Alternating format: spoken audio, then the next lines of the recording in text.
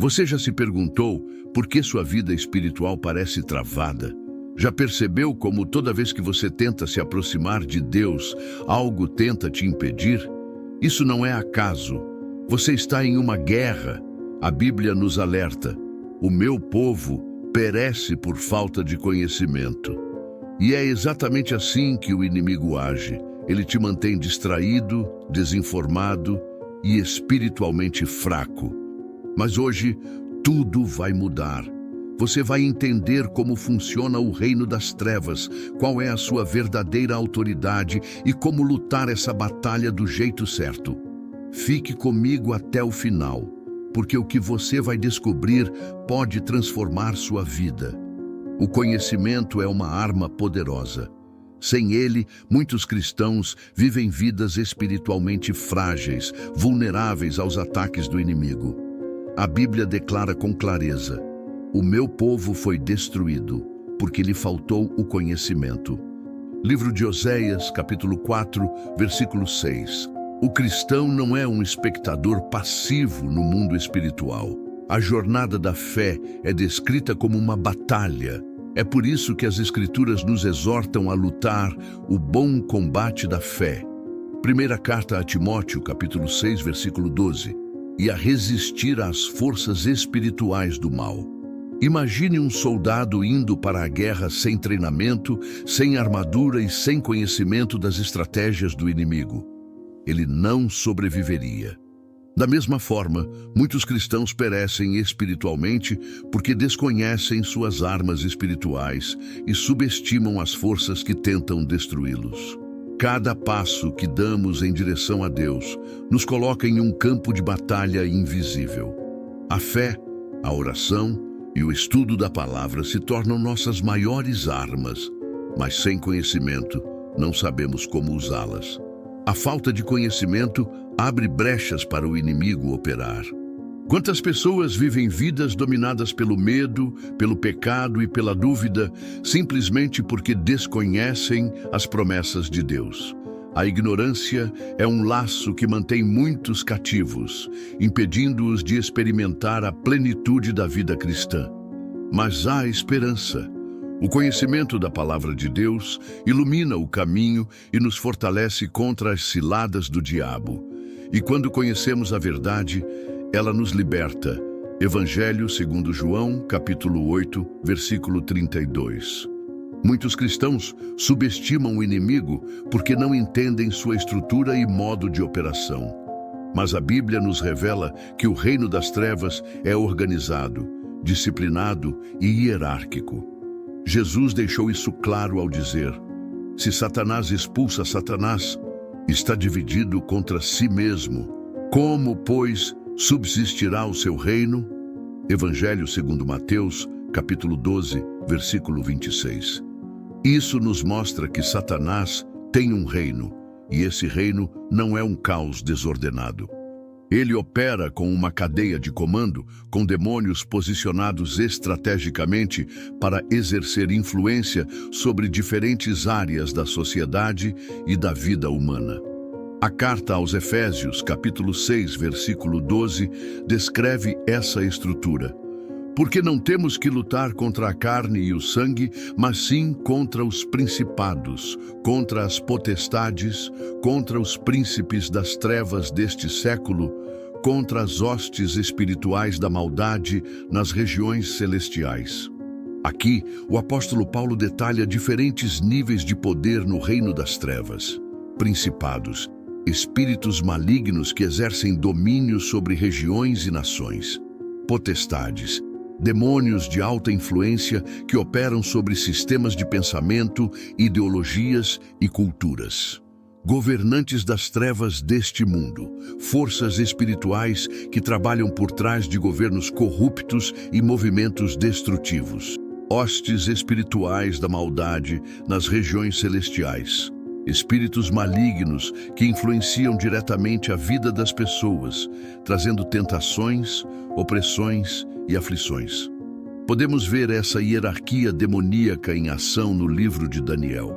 Quando Daniel orou e jejuou por 21 dias, sua resposta foi atrasada por uma entidade demoníaca chamada príncipe do reino da Pérsia.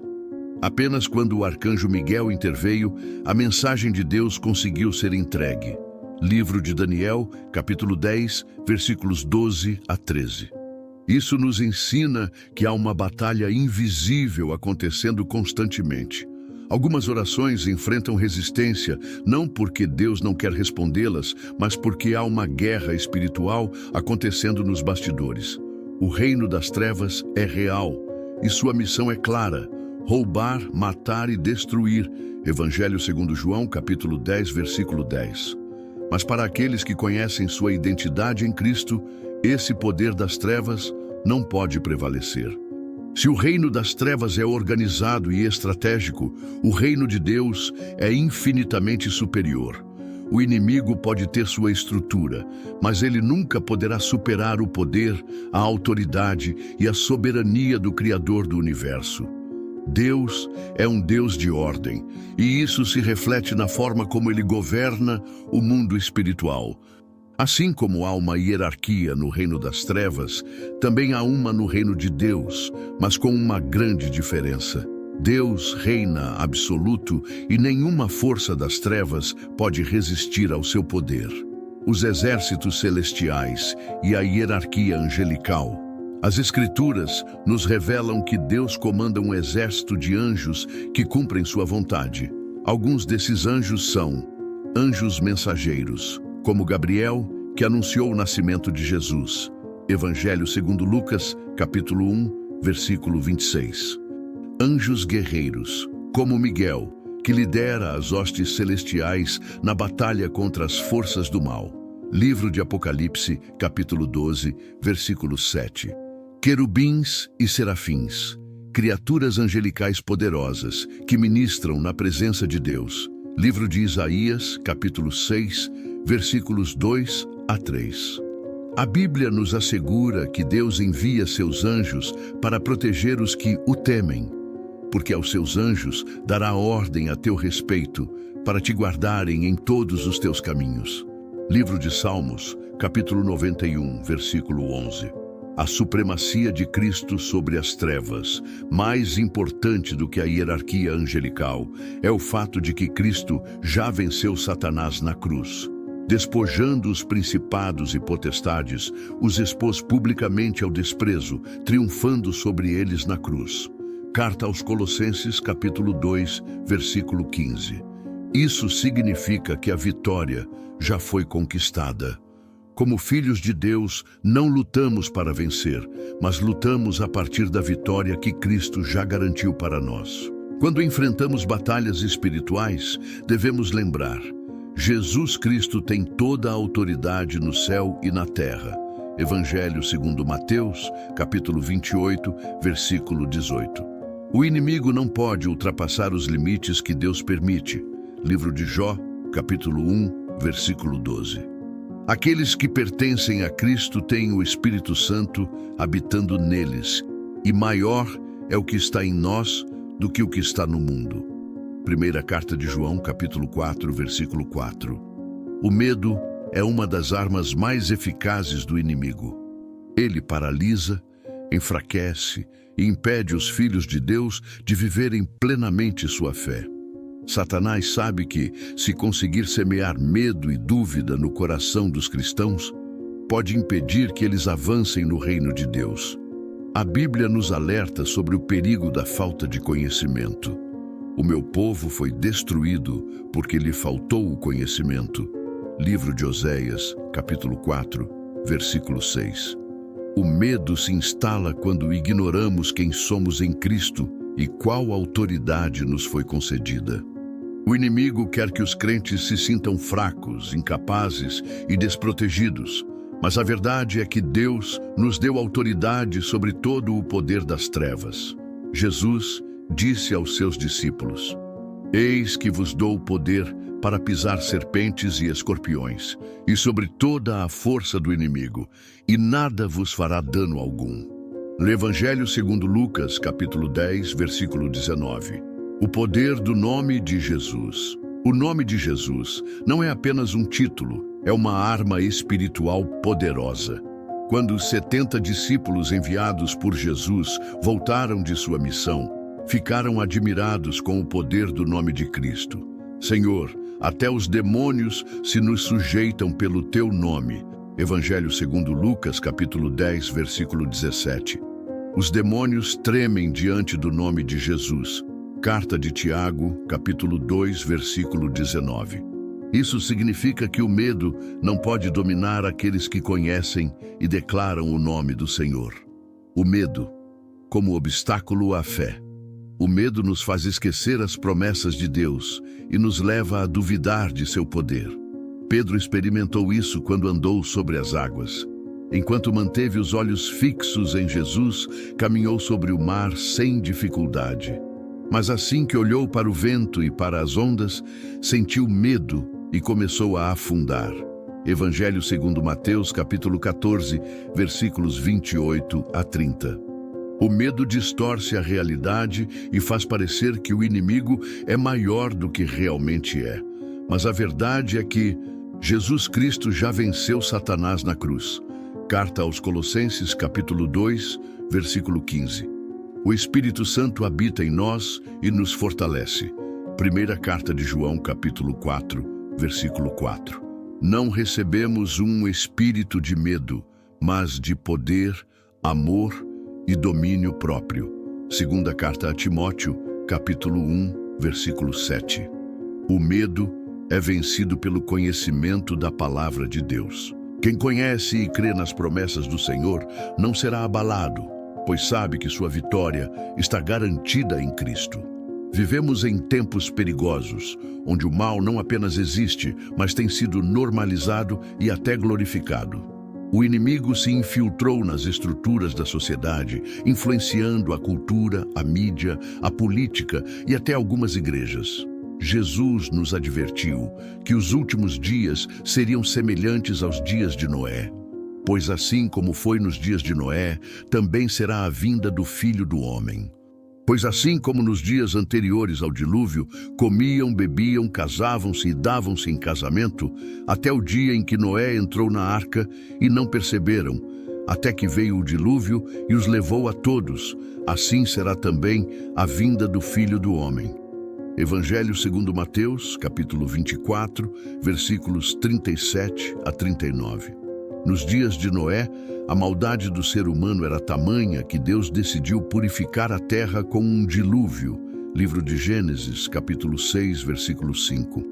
Hoje vemos essa mesma corrupção moral em ascensão, a cultura da iniquidade.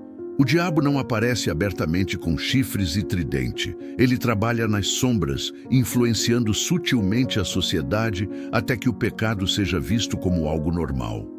A imoralidade sexual é celebrada e promovida. A violência se tornou entretenimento em filmes, jogos e músicas. O dinheiro, o poder e o prazer tornaram-se os deuses modernos. O ocultismo e as práticas espirituais malignas são romantizadas e popularizadas. Essa degradação não acontece de um dia para o outro, mas gradualmente. O inimigo apresenta o pecado de forma atraente, fazendo com que as pessoas o aceitem sem perceberem seu verdadeiro perigo. A tecnologia como ferramenta do inimigo.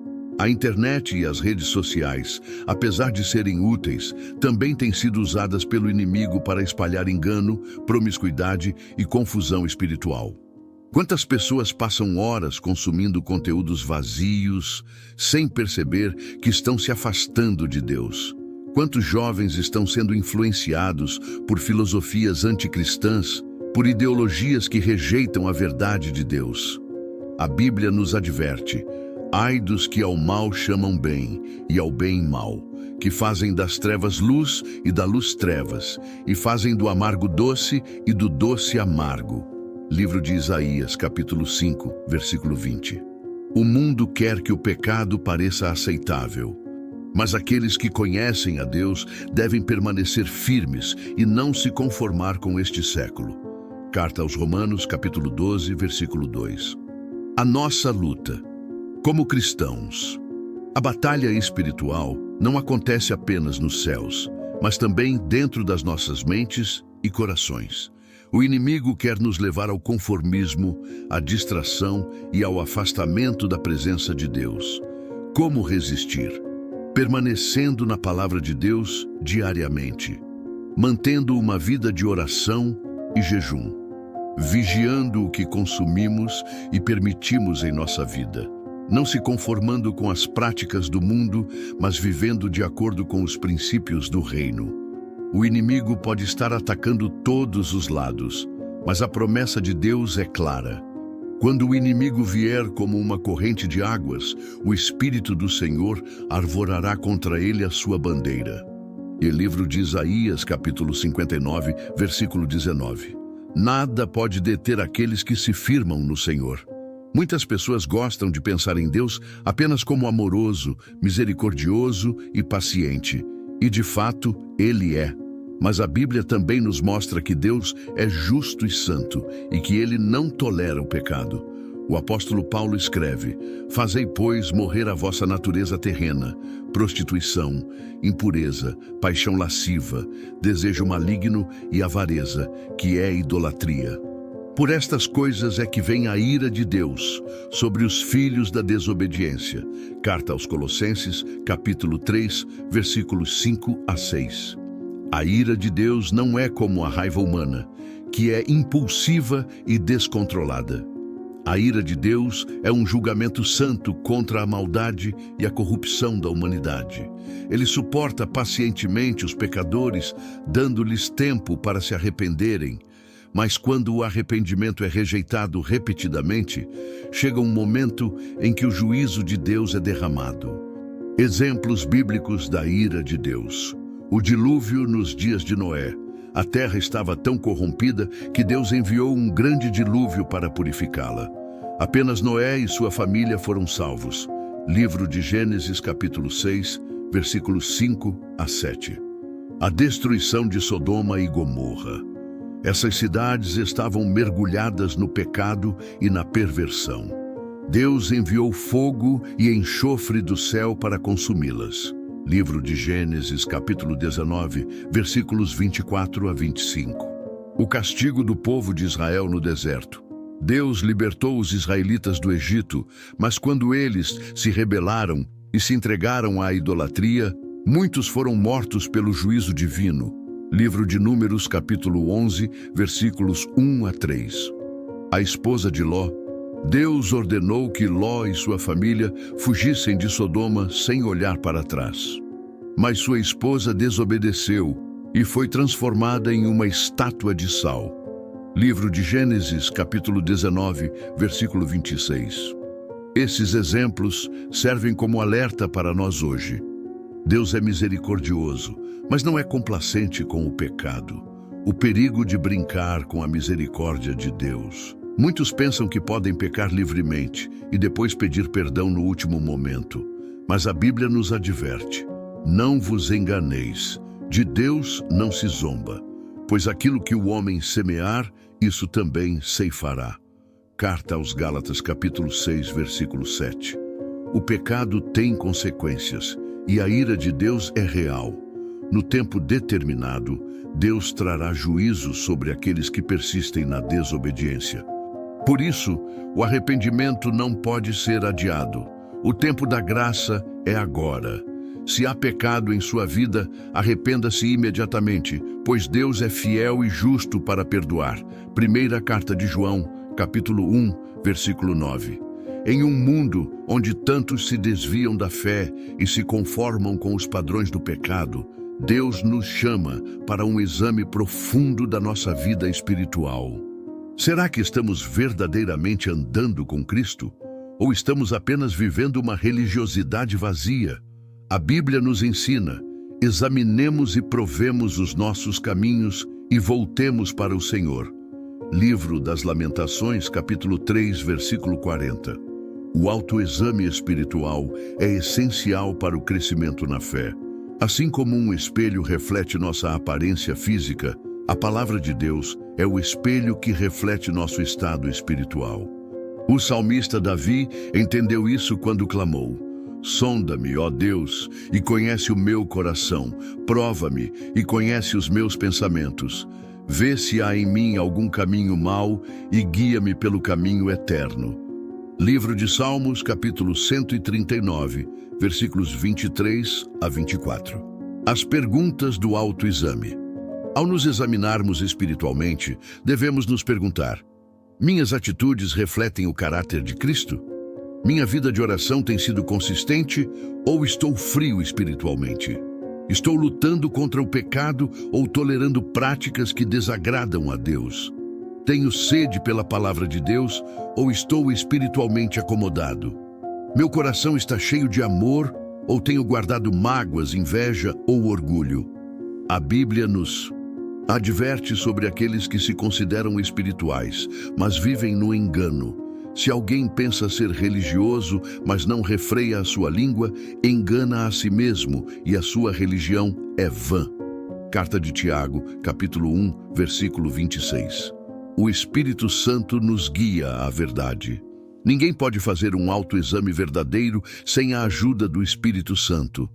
Ele é quem nos convence do pecado, da justiça e do juízo.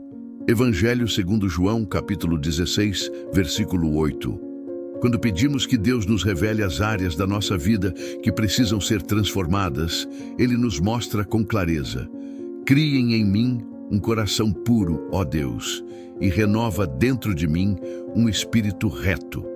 Livro de Salmos, capítulo 51, versículo 10. Este é o desejo daqueles que realmente querem viver uma vida de santidade. Deus não busca crentes mornos, mas sim aqueles que estão dispostos a se purificar e viver para Ele. O autoexame nos leva ao arrependimento verdadeiro e ao crescimento espiritual. Não podemos ignorar essa necessidade, pois um coração que se endurece contra a correção de Deus acabará se afastando da fé. Que possamos todos os dias olhar para dentro de nós mesmos e buscar a santidade, pois sem santidade ninguém verá o Senhor. Carta aos Hebreus, capítulo 12, versículo 14. Todos os dias, cada pessoa faz uma escolha espiritual, consciente ou inconscientemente, servir a Deus ou servir ao mundo. Não há meio termo. A Bíblia é clara: ninguém pode servir a dois senhores, porque ou há de odiar a um e amar o outro, ou se dedicará a um e desprezará o outro. Evangelho segundo Mateus, capítulo 6, versículo 24.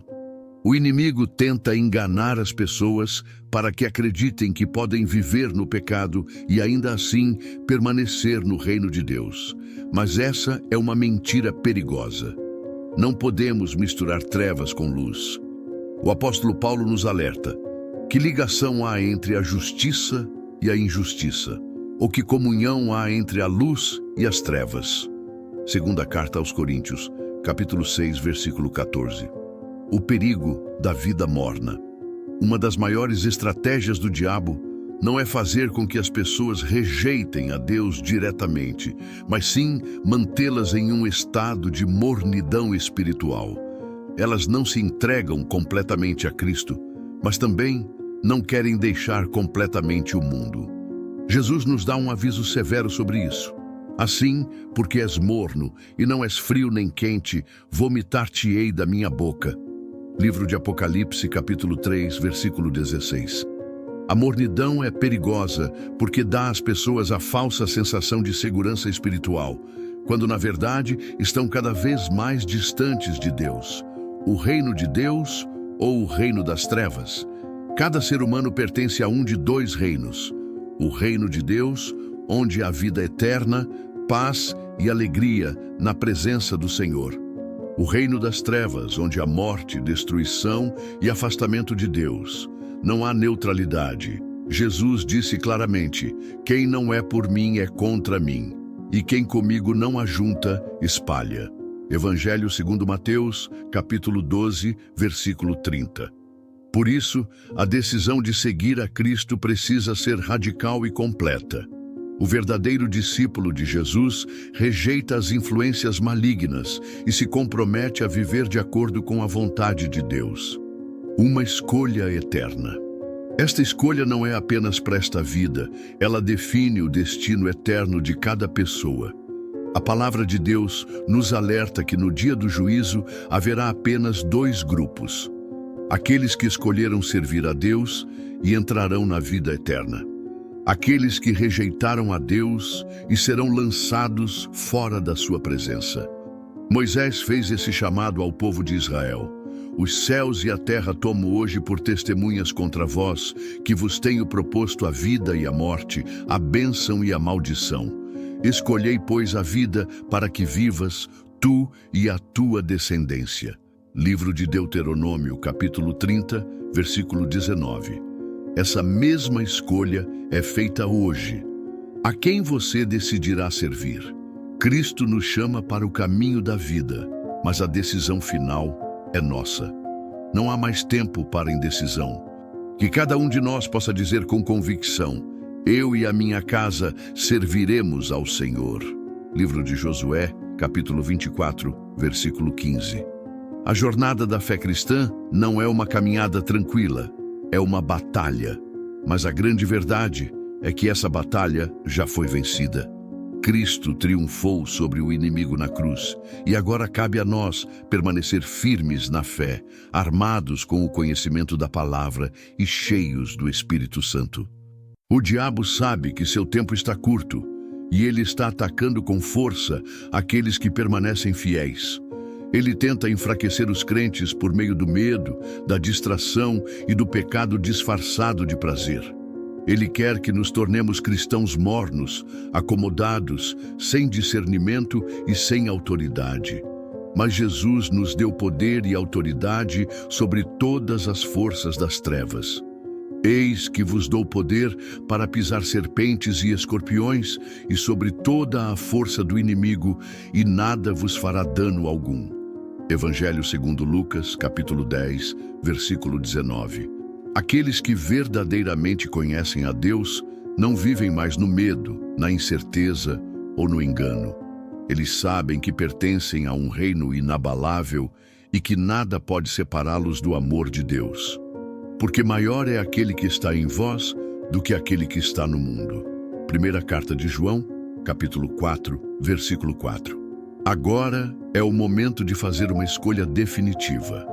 Ou você se posiciona como um guerreiro do reino de Deus, ou será levado pelas correntes deste mundo. Não há espaço para neutralidade. Lembre-se, o conhecimento da palavra nos fortalece, a oração nos conecta a Deus e a santidade nos separa para a vitória. Se você sente que precisa mudar, o tempo de arrependimento é agora. Deus está chamando um exército de homens e mulheres que não negociam sua fé, que não se dobram ao pecado, mas que permanecem firmes até o fim. Sede firmes e constantes, sempre abundantes na obra do Senhor, sabendo que o vosso trabalho não é vão no Senhor. Primeira carta aos Coríntios, capítulo 15, versículo 58.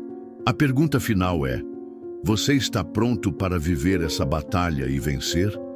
Obrigado por acompanhar este estudo até aqui.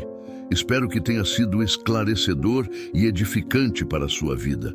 Se este conteúdo abençoou você, compartilhe com outras pessoas que também têm dúvidas sobre o tema.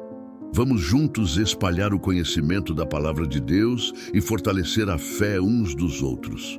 Que Deus abençoe você e sua família e até o próximo estudo